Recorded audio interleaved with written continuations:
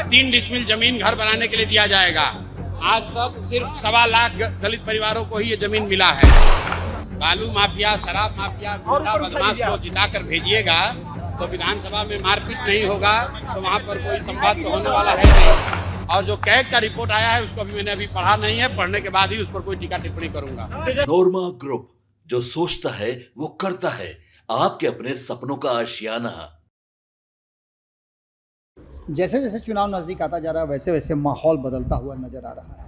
हमने आपको कई बार बताया है कि जो चीज़ें बहुत ब्लैक एंड वाइट में नज़र आ रही थी अब उसमें कलर भरने लगे हैं।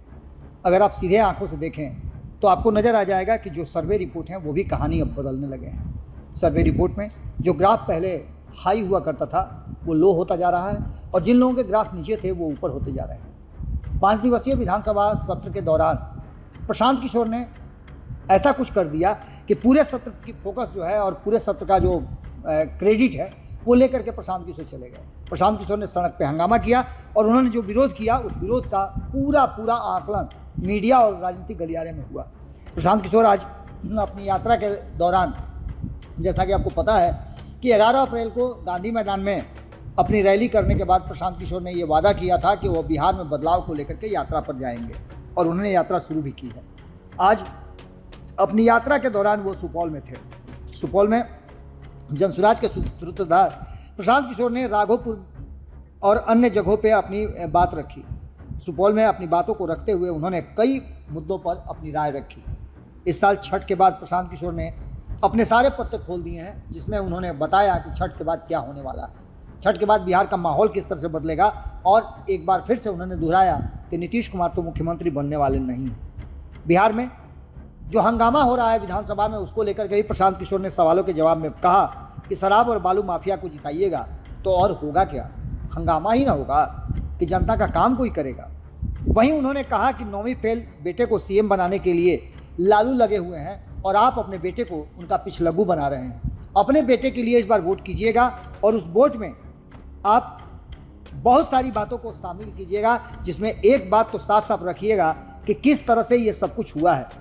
सुपौल में प्रशांत किशोर ने बिहार विधानसभा में हुए हंगामे पर बालू माफिया को लेकर के बात कही, तो वहीं आपको बता दें कि विधानसभा में बवाल को लेकर के उसके साथ साथ और कई बातों पर उन्होंने खुल करके अपनी बातों को रखा। प्रशांत किशोर ने हमारे साथ बातचीत के दौरान क्या कुछ कहा, जब मीडिया ने सवाल किया उन सवालों पर हम आप आते हैं। प्रशांत किशोर ने सुपौल में बड़ा ऐलान कर दिया है। उन्होंने कहा कि जनसुराज के संस्थापक प्रशांत किशोर का कहना है कि सुपौल में जिस तरह से वो राघोपुर, निर्मली, अन्य विधानसभाओं में भ्रमण कर रहे थे, इस दौरान उन्होंने अपनी बात को रखते हुए कहा कि बिहार के लोग मोदी को मंदिर के लिए वोट देते हैं, वो बन जाता है, जाति के लिए वोट देते हैं तो जाति गणना हो जाती है, लेकिन कभी अपने बच्चों के लिए वोट नहीं किया, इसलिए आपके बच्चे आज गुजरात की फैक्ट्री में मजदूरी कर रहे हैं। उन्होंने वादा किया है कि छठ पर्व के बाद सुपौल समेत बिहार के युवाओं को राज्य के भीतर 10,000 से लेकर के 12,000 का रोजगार तो ऐसे ही उपलब्ध करा देंगे।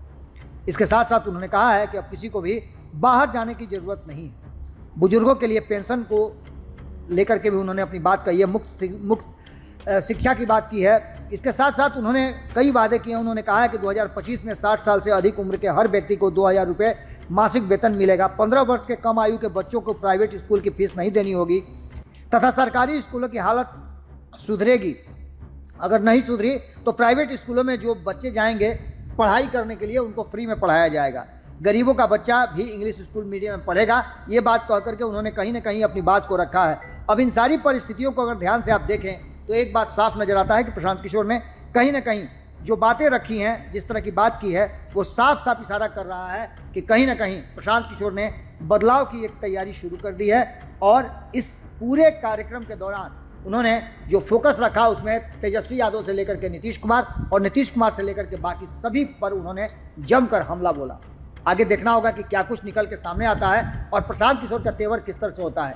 एक बात तो तय है कि अप्रैल के बाद प्रशांत किशोर ने जो बदलाव यात्रा शुरू की है उसमें माहौल बदलने लगे हैं। और सुनिए प्रशांत किशोर क्या कह रहे हैं इन सभी विषयों पर जब उन्होंने उनसे पत्रकारों ने बातचीत की। बिहार में 94 लाख गरीब परिवारों के साथ धोखा हुआ है।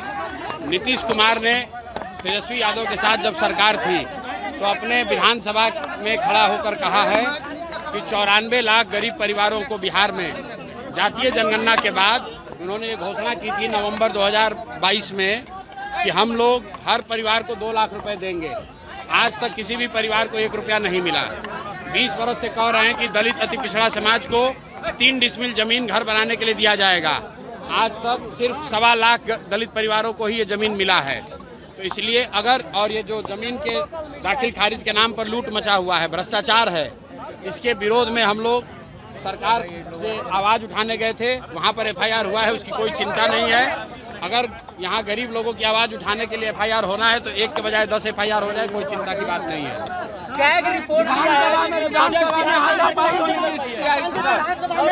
विधानसभा में हाथापाई की स्थिति आई है सर। विधानसभा में कल हाथापाई की स्थिति उत्पन्न हो गई, कैसे देखते हैं? विधानसभा में अगर आप बालू माफिया, शराब माफिया, गुंडा बदमाश को जिताकर भेजिएगा तो विधानसभा में मारपीट नहीं होगा, तो वहाँ पर कोई संवाद तो होने वाला है नहीं। ऐसे लोग को चुनकर जनता भेज रही है जिनको ना भाषा का ज्ञान है ना विषय का ज्ञान है, तो सदन में जाते हैं और जनता का आवाज उठाने के बजाय वहाँ गाली गलौज करते हैं। और वो कल बिहार की जनता ने कल देखा है कि चाहे पक्ष हो या विपक्ष, दोनों का भाषा, दोनों का बात करने का तरीका, गाली गलौज, यही बिहार की राजनीति का संस्कृति बन गया है। और इसी को हटाने के लिए तो जन सुराज की व्यवस्था बनाई जा रही है।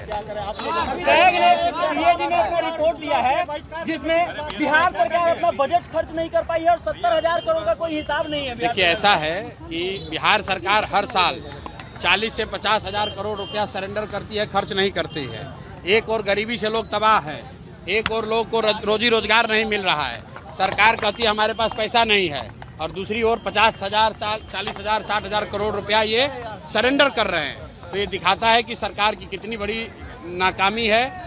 और जो कैग का रिपोर्ट आया है उसको मैंने अभी पढ़ा नहीं है, पढ़ने के बाद ही उस पर कोई टीका टिप्पणी करूंगा। तेजस्वी यादव ने कहा है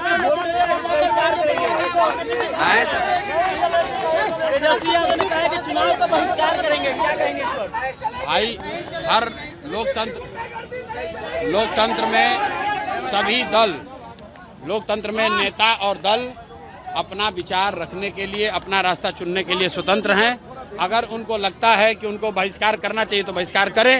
ये धमकी देने की गिदड़ भभकी क्यों दे रहे हैं? बहिष्कार करें, इसमें कोई बात नहीं है, उनका निर्णय है।